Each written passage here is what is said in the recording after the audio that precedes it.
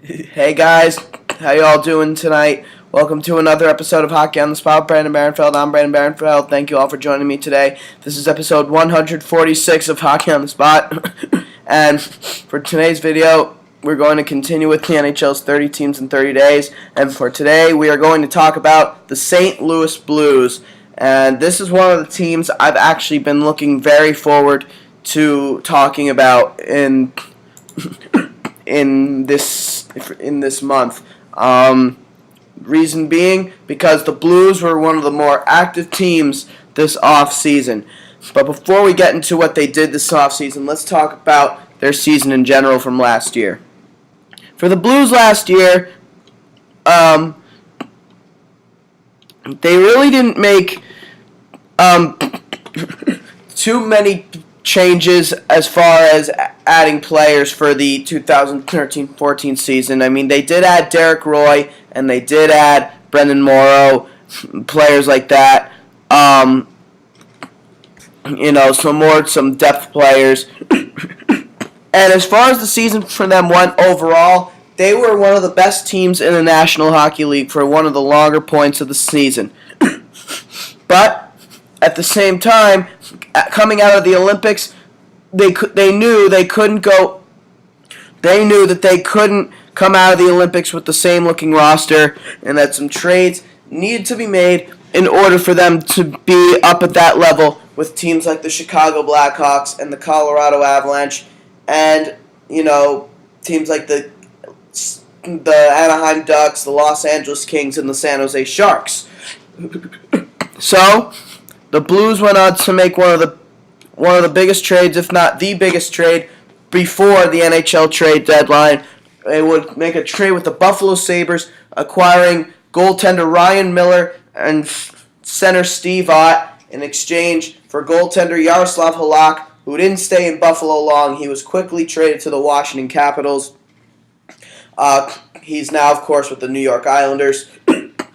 Chris Stewart, prospect forward William Carrier, and a first-round pick. And as soon as they made that trade, they took off, and so did Ryan Miller. When Ryan Miller first came to St. Louis, he was absolutely brilliant.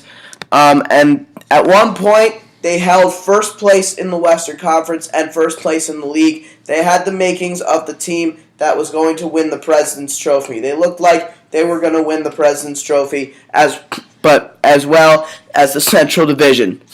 But unfortunately for the Blues, they were struck with some real bad luck. Ryan Miller came way back down to earth and pretty much looked like what we saw with the Buffalo Sabres all season long. And the Blues went on to lose their last 6 games of the year, and Ryan Miller started in 5 of those 6 games. But yes, the Blues lost their final 6 games of the year, ending the year with a 6-game losing streak that cost them the President's Trophy, cost them the Western Conference, and cost them the Central Division. The Colorado Avalanche would go on to take the Central Division from them, and the Anaheim Ducks would take the Western Conference from them, and the Boston Bruins would take the President's Trophy from them. Those 3 teams were victimized of taking honors that the Blues should have had in the bag.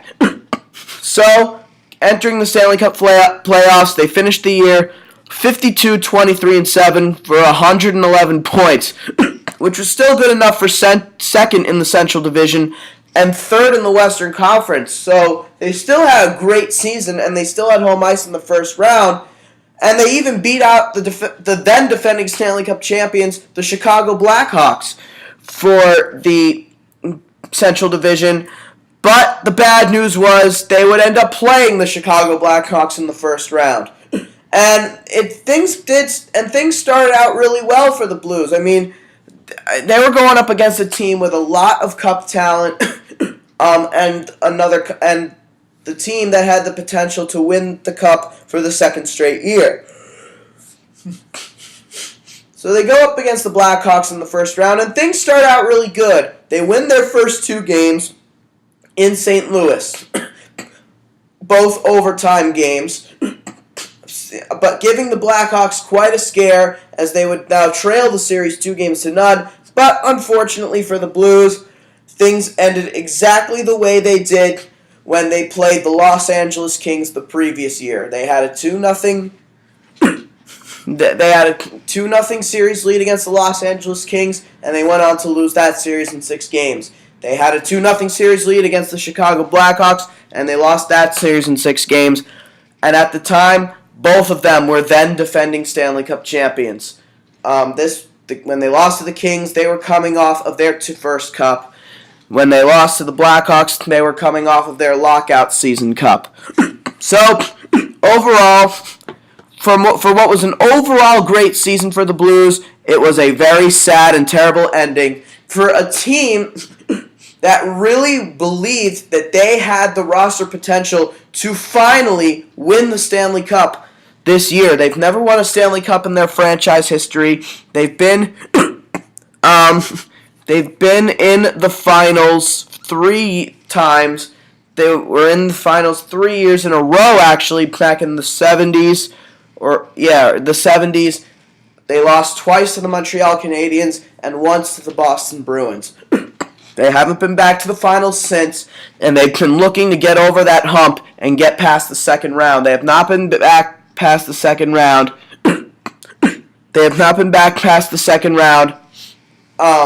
Since the lockout. So, for the Blues, they definitely have the roster to win the Cup this year, and a lot of people predicted that they were going to win the Cup this year. This was the St. Louis Blues year. That is a realistic fact. This was the Blues year. They had it in the palm of their hands, and they had the roster to do it. But they did not do it. They struggled at the end of the year, and that's what cost them.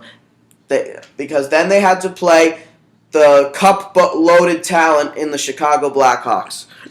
So, now the Blues find themselves in a situation where they have to ask a lot of questions to themselves, and they pretty much were set out to make some key changes.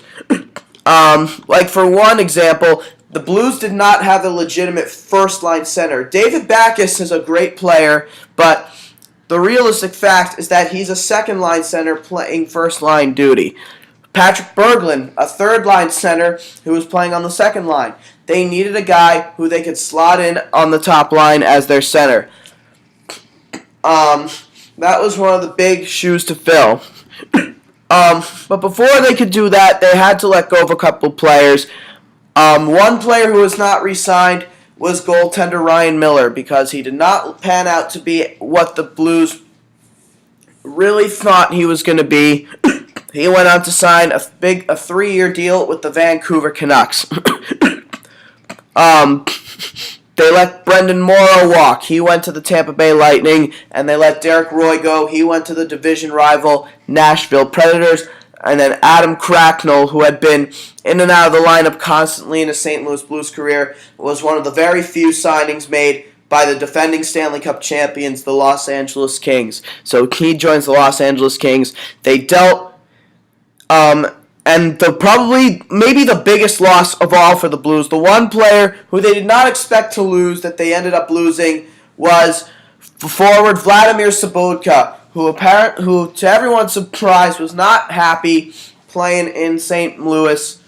But he was such a key player for them playing on the bottom 6. He was so good in the face-off circle. And he was one of their best penalty killers and puck possession forwards, even though he didn't score a whole lot. They're going to miss Vladimir Sobotka. He went on to sign with the KHL, which gave the Blues, instant action to re-sign forward Steve Ott. While they let Ryan Miller go, they were probably going to let Steve Ott go, but now with the loss of Vladimir Sobotka, they needed to re-sign him. So Steve Ott is back with the Blues. He re-signed for 2 years. So that was a big loss for the Blues. And then defenseman Carlo Koliakovo is an unrestricted free agent. They're not going to bring him back. But the Blues, despite those losses, made some big additions as well. Starting with a trade.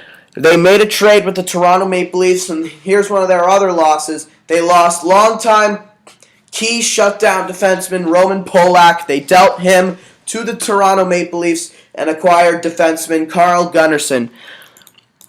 Carl Gunnarsson to me, is somewhat of an upgrade from Roman Polak because they're both the same type of player. They're both shutdown defensemen.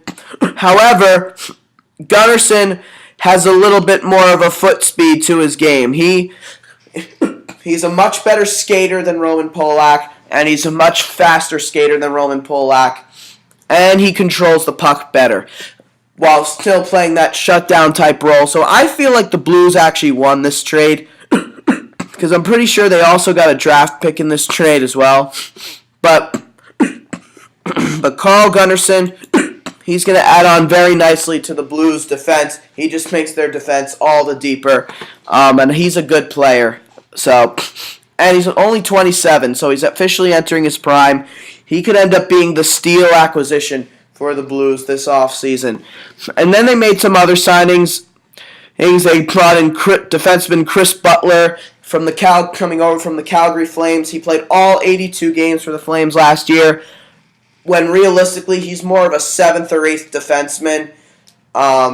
He was a 7th or 8th defenseman posing as the 6th guy in Calgary. He won't be playing as much as he did in Calgary in St. Louis. So he comes into St. Louis and he'll add some depth to their blue line.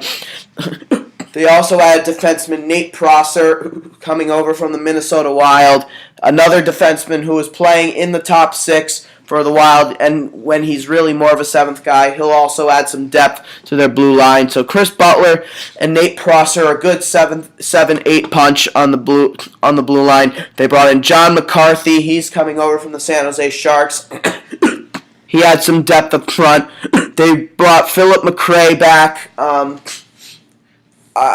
They've signed him. I think I don't even know where he played last year. He may have gone over to the I think he went over to the KHL for one season, but he's been in the Blues organization before. So Philip McRae returned to the Blues organization. He'll probably play in the minors. Ben Ferrio, another addition for the minors. They brought him in from the Vancouver Canucks. He played 2 games last year. And they also brought in another Vancouver Canuck in center Jeremy Welsh. Another player who will probably get a couple games in, but will most likely play in the minors. So Ben Ferrio and Jeremy Welsh both coming over from the Vancouver Canucks. And then they also made a couple of additions from the KHL. They actually signed a lot of players coming over from the KHL. As I said, Philip McRae, I believe, is one of them. But they also brought in some others, like Joachim Lindstrom. Joachim Lindstrom, who spent the last 2 years in the KHL. The last time he was in the NHL level was during the 2011-2012 season, when he played 16 games for the Colorado Avalanche. So Joachim Lindstrom's back in the NHL, but he's probably going to be more of a 13th or 14th forward. But then they also made 2 big signings coming out of there. The first one was centerman Jori Lehtera. Jori Lehtera is 26 years of age. He was the Blues' 3rd round, 65th overall pick from the 2008 NHL entry draft. So he was drafted by the Blues previously, but he never made the transition to North America up until now. This will be his first season in North America, and he's expected to be part of the Blues' top 12 this season and probably see time on the 3rd line. So he's going to be a good player, got great hands, has a knack for scoring, good first pass ability. So he'll be a good player for the Blues. And then they also brought Peter Mueller back to the NHL. Peter Mueller is back in the NHL, another 26-year-old native of Bloomington, Minnesota. He also played in the KHL last year. He was last seen during the lockout-shortened season of 2012-2013. He spent that season with the Florida Panthers and was not great that season with the Panthers, but then again, the Panthers did not have a great team. He comes back to the NHL level now with the hopes of proving himself giving himself a second chance. He wants to give himself a second chance to play in this league. He thinks he can prove himself and be a top-end player in this league, or a top 6 forward. And he's got the hands to do it. He's a gifted player, got a lot of talent, got some great hands. But the big acquisition by the Blues,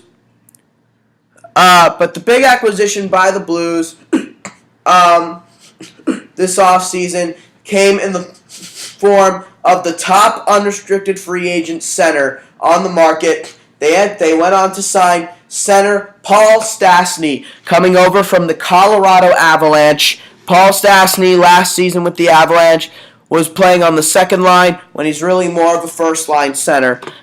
They signed him to a 4-year, $28 million deal. That's about $7 million per year. So he's 28 years of age. He'll be 29 in December. Last season was a very good year for him. Comeback year, if you will. He had a terrible lockout Jordan year. Last year was a major comeback year for him. 71 games played, 25 goals, 35 assists, 60 points, a +9 rating, only 22 penalty minutes, and 150 shots on goal. That was during the regular season, and in the playoffs, he was their best player. Through 7 games, 5 goals and 5 assists for 10 points, on only 4 penalty minutes, and only 13 shots on goal. Though he had 10 points, he only had 13 shots on goal, and he was a -1. So that was the only downside in the playoffs. But overall, he was their best offensive player in the playoffs. He gave the Minnesota Wild a lot of trouble, and that's a big loss for the Colorado Avalanche, but a major gain for the St. Louis Blues. They're going to love this guy. He's the third Stastny to ever wear a St. Louis Blues uniform. And what he's expected to bring to the table is that he'll probably be the team's top-line center. He'll probably center the top line. But he's got such great hands, great first pass ability, and he is just a star in this league. He's not a superstar, but he is one of the league's premier centers in many assets of the game. And he's going to be missed by the Colorado Avalanche. He'll help out the Blues power play. He gives them a little bit more of an offensive edge. But again, he was the top unrestricted free agent centerman on the market. So he's going to be a key part of the Blues team. And now it gives them that extra push that they need to compete with some of the 1-2 punches at center in the league. Teams like the Los Angeles Kings in particular, they got that 1-2 punch with Anze Kopitar and Jeff Carter. And the Anaheim Ducks' new look 1-2 punch with Ryan Getzlaf and Ryan Kessler. The San Jose Sharks with Joe Pavelski and Logan Couture. The Dallas Stars now with Tyler Seguin and Jason Spezza, and even the Chicago Blackhawks now with Jonathan Toews and Brad Richards. Their center depth got slightly better with the addition of Brad Richards. So the Blues, they knew if they were going to compete in this conference, they needed to get better, and they needed to get a guy who wasn't going to be a second-line center, but was going to demote the captain, David Backes, to the second line and play top-line duties, and Paul Stastny is that guy. He had such good numbers last year, and you can expect Paul Stastny. But I think what the Blues are expecting out of him is to put up 60 to 70 points and 25 to 30 goals. If he can do that, the Blues will be very happy with what they got in Paul Stastny. So that was the big Blues signing this offseason. But as I said before, one of the most active teams this offseason as far as adding players. The Blues, again, guys like Ryan Miller and Roman Polak and Derek Roy, Brendan Morrow, they were intentional losses. They did not want to lose Vladimir Sobotka, but they did, and therefore were forced to re-sign Steve Ott. They brought him back for 2 years. And another change for the Blues came in the forms of their assistant coaches. Gary Agnew and Corey Hirsch were replaced by former Carolina Hurricanes head coach Kirk Muller and former Buffalo Sabres goalie coach for the past 16 seasons, Jim Corsi. They're now the Blues assistant coaches. So that was another big change there. But letting a guy like Roman Polak go also, letting a guy like Roman Polak go and getting Carl Gunnarsson will now open up more playing time for Ian Cole, who has been knocking on the door for a long time now. He played 43 games last year, but 46 games last year, so he played more than half the year, but only 2 playoff games. Now Ian Cole will play his first full season this year. So glad for the Blues that their former 18th overall pick from 2007 will finally get into the lineup. Which now brings us to some of the big questions for the Blues this offseason. Like for example, what impact will newcomer Paul Stastny have? Like I said before, hopefully this new system he's under doesn't change his offensive game, and hopefully he can be the same Paul Stastny that he's been with the Avalanche minus the lockout shortened season. Can the Blues compete? Can the Blues compete for the Cup with their revamped goaltending? Again, with the loss of Ryan Miller, and of course Yaroslav Halak is long gone, they re-signed goaltender Brian Elliott to a 2-year contract when it looked like he was going to leave, and they also have Jake Allen. So now the Blues have a lot of questions in net, and we're going to talk more about that in a minute here. But yes, they have a lot of questions in net, and the big question is, okay, Elliott was actually signed to 3 years, $7.5 million. So Brian Elliott is back, and Jake Allen, after playing all of last year with the Chicago Wolves as the starter, will be up full-time this season for the first time. Will the additional depth at center pay off? They now have a lot of players on their roster who can play center. Not just Paul Stastny, but Jori Lehtera, Peter Mueller, and Joachim Lindstrom. They were all added to a group that already included David Backes, Patrick Berglund, Steve Ott, and Maxime Lapierre. And despite the loss of Vladimir Sobotka, their center depth is now huge now. Are the Blues physically vulnerable on the blue line? That was the one thing about trading away Roman Polak. Though the addition of Carl Gunnarsson gives them more speed on the blue line, they now lost their most physical defenseman. So now you gotta wonder if that blue line is going to be able to hold its own physically. They still have Jordan Leopold, but he's a guy who's probably going to be the 7th defenseman in St. Louis this year because of his age. He's not the same player that he used to be.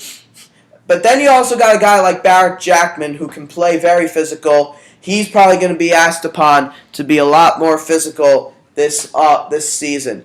He'll be relied on to be their big shutdown defenseman this season with Roman Polak gone.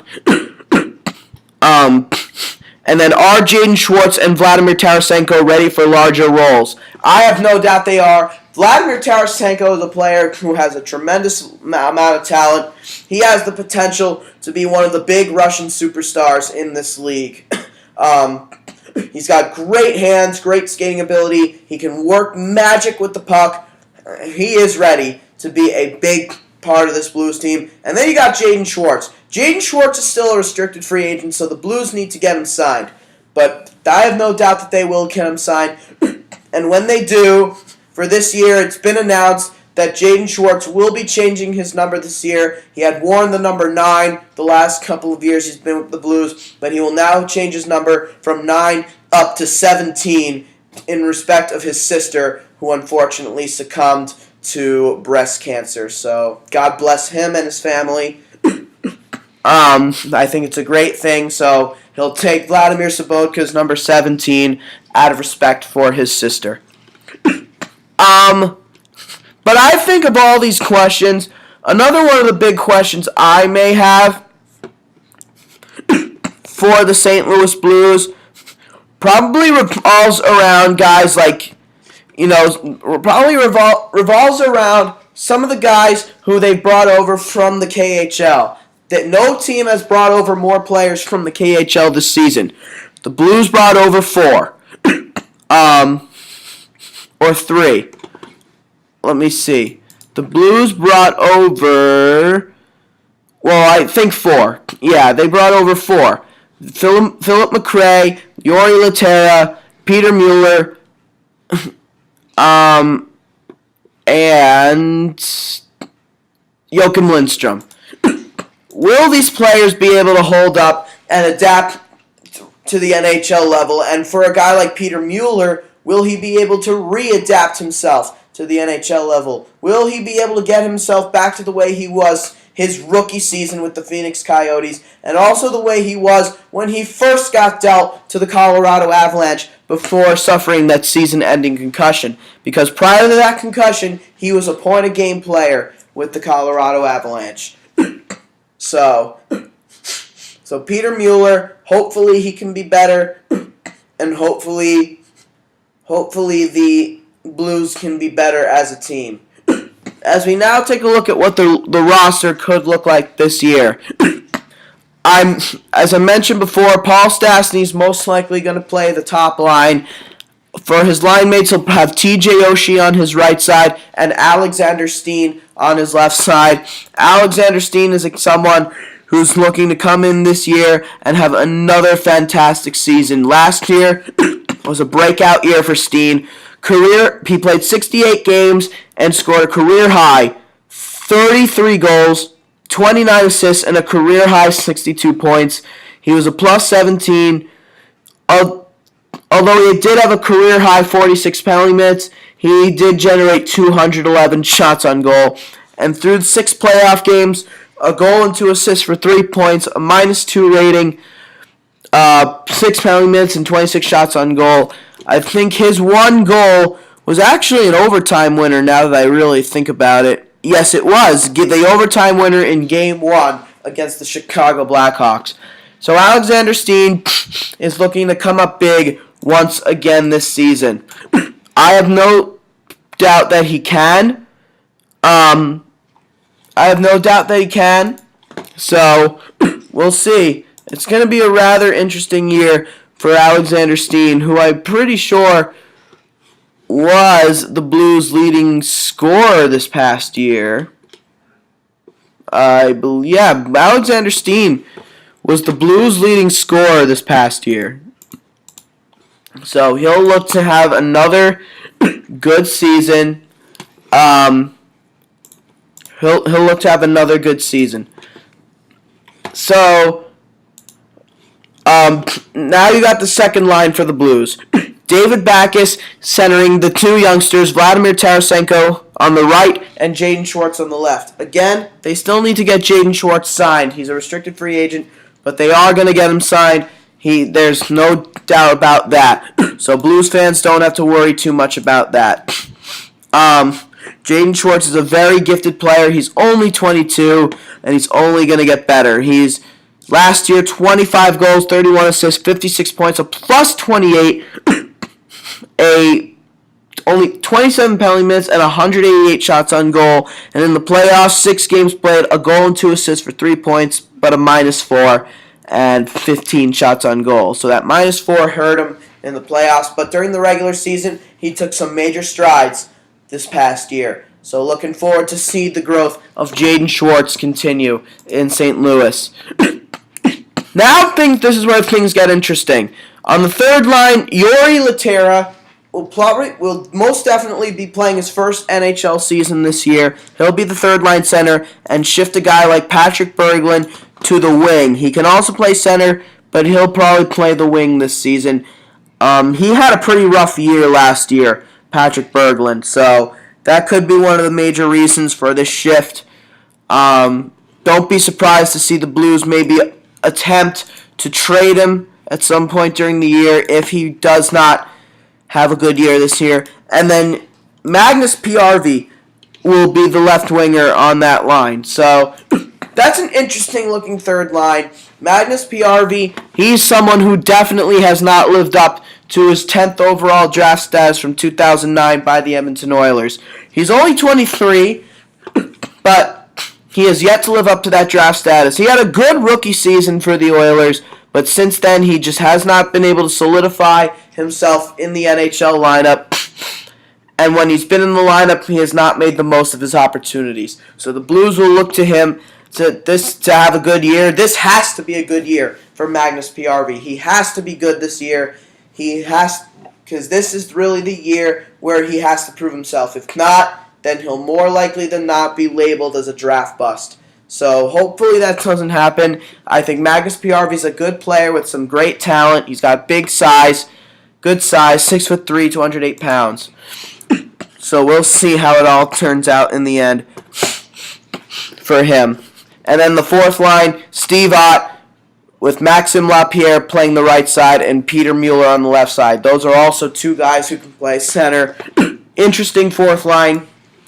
And then, of course, Joachim Lindstrom will probably be the 13th forward. And Ryan Reeves, a kid who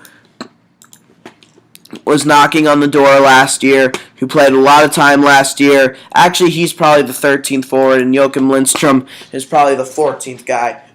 But Ryan Reeves is definitely a guy who could take someone's spot in the lineup, say if someone like Magnus PRV or Peter Mueller doesn't do what they're expected to do. But there's a lot of competition in that spot. The Blues have some youngsters that could be ready to play in the NHL this year. Forwards Ty Rattie and Dmitry Jaskin. They are both knocking on the door. They could both be very much NHL ready this season. They're going to go into camp and compete for spots. So, we'll see. I think both of them have the potential to finally play. I want to see them both in the lineup soon. But we'll see. We'll see. On defense now. So, up front, the Blues, to me, really don't look like they have any problems. They're all set up front. On defense, as I said before, their defense isn't as intimidating physically with the loss of Roman Polak. But it did get faster now, and it's still a very lethal blue line. This is actually one of the better blue lines in the league, and it has one of the best top four combinations in the league. Top pair, Alex Pietrangelo and Jay Bouwmeester, and then Barrett Jackman and Kevin Shattenkirk for the second pair. But you look at that top three in Pietrangelo, Bouwmeester, and Shattenkirk. That is one deadly top three, and it definitely competes with the Los Angeles Kings top three of Drew Doughty and Slava Voinov and whoever else is there. Matt Green, I guess, or no, or Alec Martinez probably, or no, probably Jake Muzzin actually. The Kings have a very deep defense core as it is. But now their defense definitely can compete with the Los Angeles Kings. They can compete with the Chicago Blackhawks, like Duncan Keith, Brent Seabrook, and Nicholas Chalmerson. That's their top three. And it could also compete with another deep defense pair in the New York Rangers, with Ryan McDonough, Dan Girardi, and Mark Stahl as their top three. So I wouldn't say it's as lethal as any of the mentioned teams. I mean, probably at the level of the New York Rangers, but not as good as the Blackhawks or the Kings, and nowhere near as good as the Nashville Predators. They may arguably have the best defense core in the league, despite the fact that they are probably not a playoff team this year. But you look at that top four, again, Pietrangelo, Bouwmeester, Shattenkirk, and Jackman, and now you throw in that third pair, now a new-look third pair with Ian Cole and Carl Gunnarsson, with the veteran Jordan Leopold probably demoted to 7th defenseman duty. But because Ian Cole, he's ready to play full-time in the NHL, and Jordan Leopold's not getting any younger, and his ability to play in this league is withering away fast. Carl Gunnarsson gives them speed on the blue line, so he'll help them out. Plus, they also have Chris Butler and Nate Prosser, two guys who will also battle in camp for spots, and those are good 8th and 9th guys. So, The Blues have a very deep defense this year, probably the deepest we've seen in years, even with the loss of Roman Polak.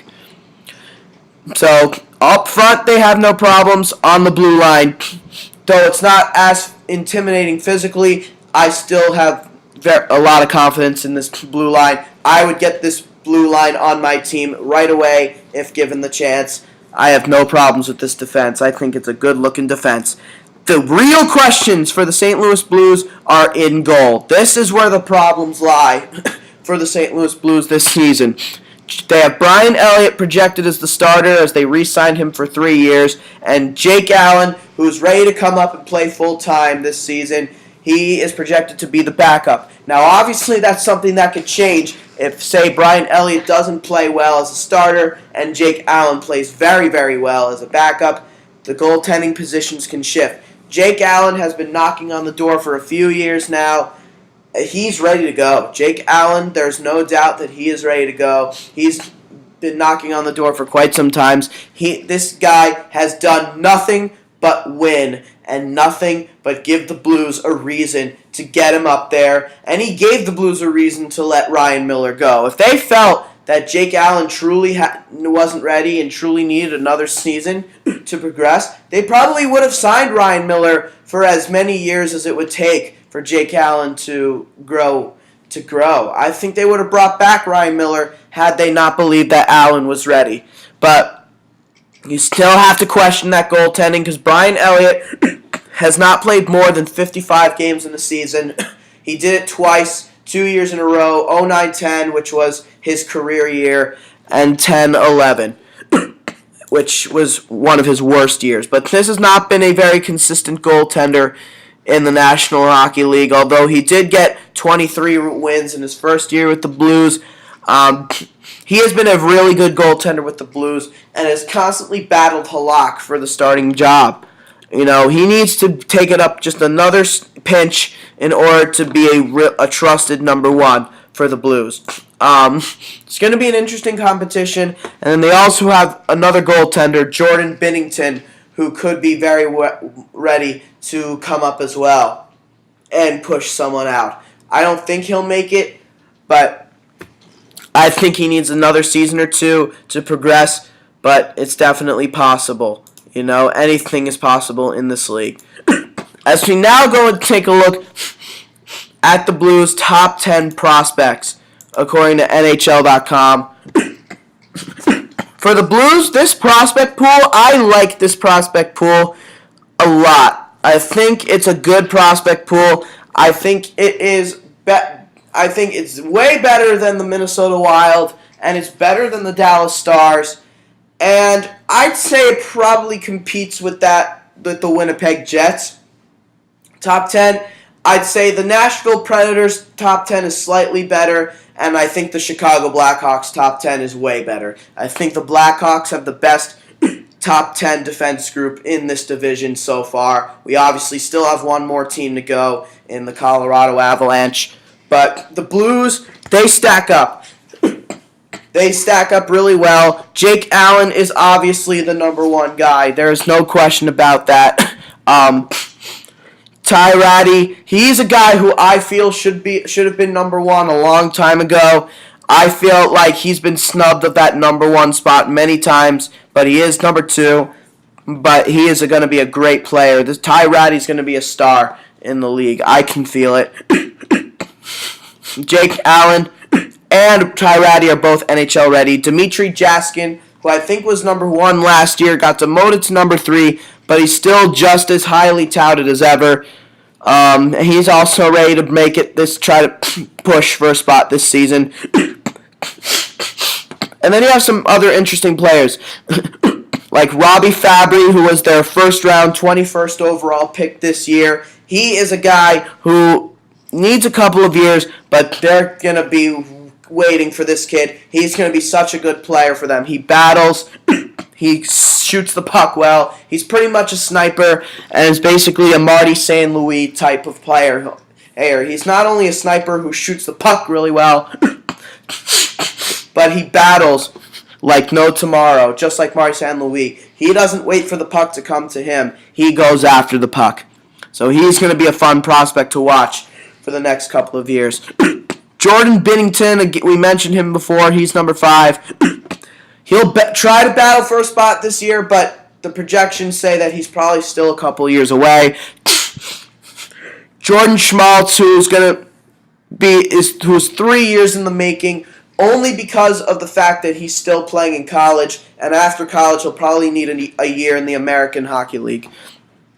Thomas Vanelli, who was their 47th overall pick in the second round in 2013, he's probably 3 years away, but they have a lot of hopes for him. Joel Edmondson's an interesting one. He's number 8 on this list. However, they feel that he could be ready to play as soon as this year. He could kick a guy out of that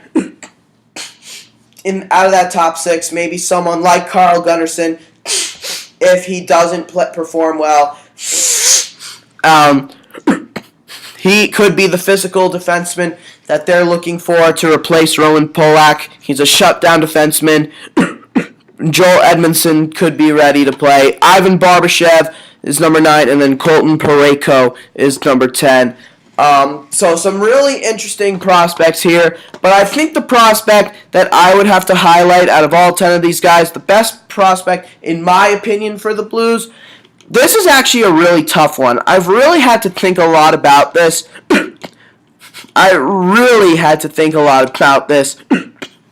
But I think at the end of the day, if I really look at it, I think the prospect that I would choose as my best, obviously Jake Allen's number 1, and he is going to be a very good player. But I think the prospect that I would choose as my personal number 1 would probably have to be their number 2 prospect, right winger Ty Rattie. I think this is a guy who's gotten snubbed from number 1 too much. He should have been their number 1 prospect the last couple of years, and for good reason. He was their second round, 32nd overall pick from the 2011 draft, and this guy has done nothing but score. This guy had a fantastic rookie year in the American Hockey League last year for the Chicago Wolves. 31 goals, 17 assists, and 48 points in 72 games at 21 years of age. He's only 6 foot and 178 pounds, so he needs to add strength and consistency to his game. But he tied for 4th in the AHL in goals, and he was 8th among all rookies in points. So this tells you that Ty Rattie, he's going to be a real good sniper in the league for years to come. He was one of the big stars down in Portland with the Winterhawks of the Western Hockey League for many, many years. He was their leading scorer for a long, long time. So you gotta, what's not to like about this kid? He has the potential to battle and be a top 6 forward in St. Louis one day. I have no doubt about it. I think the Blues have a bright future ahead of them with Ty Rattie, and if he doesn't make the lineup this year, then he'll definitely be in the lineup next year. There's no doubt about it.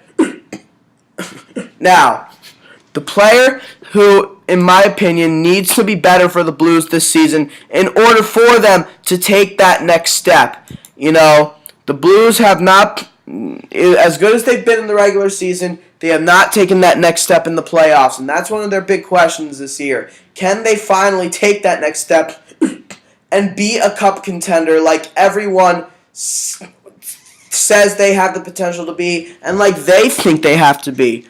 But I think the player for them that needs to be better this year in order for them to compete probably would have to be, and this was actually kind of a tough one, and originally I was thinking Vladimir Tarasenko, but he actually had a pretty good sophomore year last year. He took a lot of steps forward, and I think he's only going to get better. So for my option for the player who needs to be better for them this year in order for them to take that next step, I'm going to say the player that has to be better for them this year has to be, without a doubt, Patrick Berglund. Patrick Berglund did not have a good year last year, and he has not been very good the last couple of years. In the lockout shortened year, he was okay, but he hasn't been the same. he has not been the same Patrick Berglund since 2010-2011. That was his career year. He had career highs in every offensive category that year except for shots on goal. Last year, though, was just a flat-out miserable year for him. 14 goals, 18 assists, 32 points in 78 games.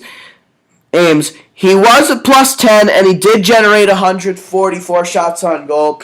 And he only had 38 penalty minutes, but still, you want a guy like Berglund has the potential to be a top 6 forward, and he hasn't played like that since 2010-11. Hopefully the shift from center to wing will help him get his game up a little bit. Maybe playing the off wing could help him, but they need him to be better because he plays their power play. I'm pretty sure he plays on their power play, but he's a guy who's rumored to be traded. You know, he's 26 years of age. He's only got one more season to grow, so he's entering his prime next season. So he needs to be good for the Blues this year. Because in the playoffs, he played only 4 of the 6 games, didn't have a single point, and he was a -7 with only 9 shots on goal. He was their worst player in the playoffs, no question about it. So, in order for the Blues to not only be a better team this year, compete for the Central Division and Western Conference titles, and make it farther than the second round this year, they're going to need Patrick Berglund to be better. They're going to need him to pick his game up, because if he doesn't pick his game up, then it's very likely that he gets traded. And overall, are the Blues a playoff team this year? Absolutely. There is no doubt that they are a playoff team this year. And hey, some people may tell you that despite that concern in goal, they may even be a cup contender this year. They were a cup contender last year, and I think they're a cup contender again this year. Their offense is stacked, and their defense is stacked. The additions of Chris Butler and Nate Prosser make them even deeper on the blue line. They have some good defensemen. They have Joel Edmondson, who's ready to battle for a spot this year. Again, the big concern is in goal with Brian Elliott and Jake Allen. Both of them are going to have to be really good this year. Allen's going to have to prove that he can be a number 1. Elliott's going to have to prove that he can be a number 1. Those two together are basically going to have to give the Blues a real tough decision as to who is going to be their starting goaltender moving forward. If that can happen, then they're going to be just fine. Because I don't think you can rely on just one right now. I think Jake Allen eventually gets to that point, but he's not at that point yet. He needs to prove himself a little bit before he gets there. But outside of the goaltending, I like everything else about this team. I like the St. Louis Blues. I think they are a team with a lot of potential. They have the potential to win the division. They just can't win. They just can't go on these long losing streaks at the most timely points of the season. And they have to stop blowing 2-0 series leads and losing in 6 games. Those are the big concerns for the Blues this year. If they're going to be able to hold their momentum together, that's one of the bigger questions. I think the Blues have the potential to do it. It's just a matter of the effort now. But overall, despite that goaltending tandem, everything else is good, and everything else is worthy of being a playoff team. So yes, the St. Louis Blues are a playoff team. And that'll do it for episode 146 of Hockey on the Spot. Be sure to join me tomorrow when we conclude the Central Division, when we talk about the Central Division winners from last year, the Colorado Avalanche. So until then, this has been Hockey on the Spot with Brandon Barenfeld. I'm Brandon Barenfeld. Thank you all for joining me, and I'll see you all again tomorrow. Thank you, and have a great day.